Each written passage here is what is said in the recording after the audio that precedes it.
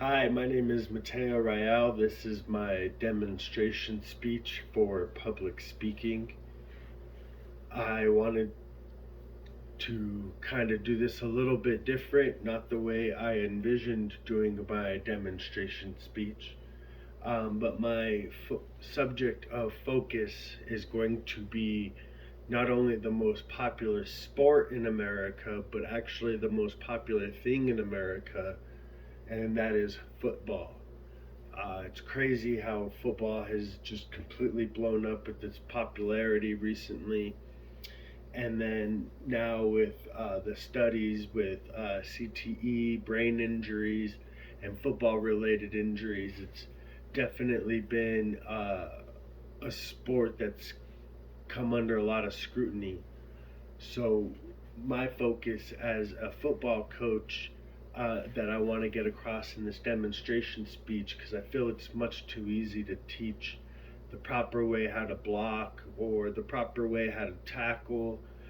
My focus is something that is an aspect that I bring to the football world as a coach that is a little bit different, and that is recovery of the body, which I feel is very important.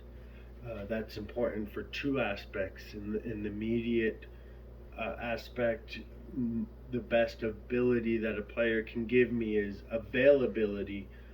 Therefore, the more that they are available, the more valuable they are to me as a player. And then long term, there won't be any long term effects that they have um, playing this sport, which has been known to give people long term effects.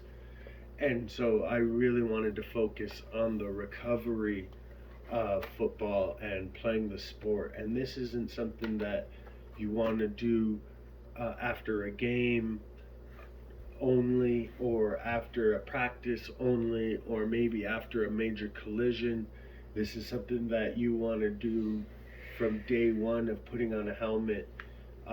In high school, you have to have so many practices before you are allowed to have pads, so you have to have a few practices with just a helmet.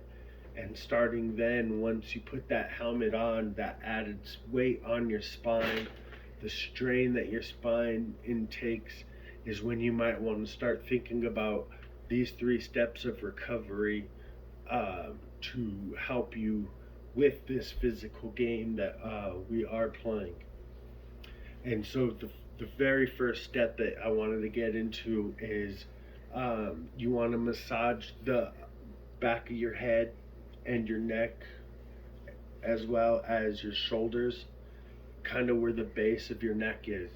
Obviously, the focal point in the massage will be your neck, because of the added strain that just wearing the helmet is going to give, as well as any kind of collision. Even if you are involved in shoulder collisions with your shoulder pad, you are going to compress your spine a little bit, and therefore you're just going to have that added stress on your spine. It's important that you massage any knots, lumps, anything that you may have. You have one vein that is responsible for the fluid to your brain. You don't want to pinch or damage that in any way, because more times than not, that uh, pinching or rupturing that vein is the leading cause of many of the headaches that you feel, resulting in football collisions. This is something that you want somebody else to do for you, because once you start to feel a little bit of pain, you will kind of ease off of yourself, whereas someone may not do that, especially a parental figure. Kind of let them know it's okay to go rough, work your neck out a little bit, get all of that um, free. Um, and that would be the first step that you would want to take in recovery. It's very simple, it takes a little bit of time, but very important. The second step to recovery, and it's probably the most awkward of the three steps that you are going to have to do, and a lot of times you would want to do this if you're starting to feel a headache, usually in the spinal or in the back of the cranium area. You would want to do this in the bathtub. where you are able to kind of sit down. And when you do sit down, you want to put your hands and your feet in the bathtub, um, kind of in this manner, where you're sitting there and only your hands and your feet are in lukewarm water. And what that will do is it will help to create the blood flow, not to your limbs and your outer extremities, and more to the main nervous system of your body, which would increase the blood flow to your brain, which would help ease a lot of your headache, head tension, and stuff like that. Moving forward, I would like to get into the third step of recovery.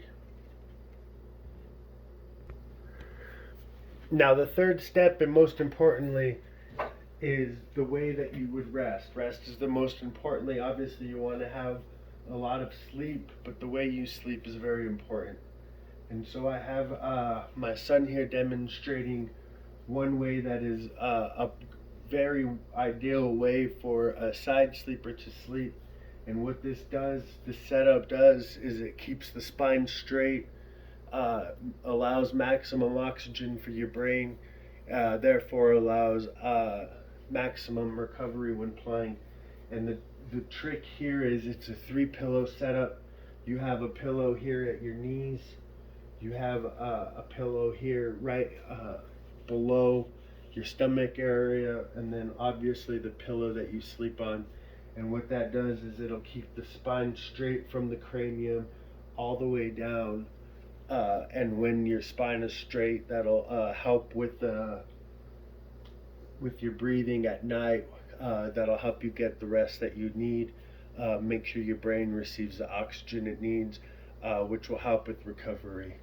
And so, for my demonstration speech, those are my 3 ways to proper football recovery when you're playing this violent sport. Thank you.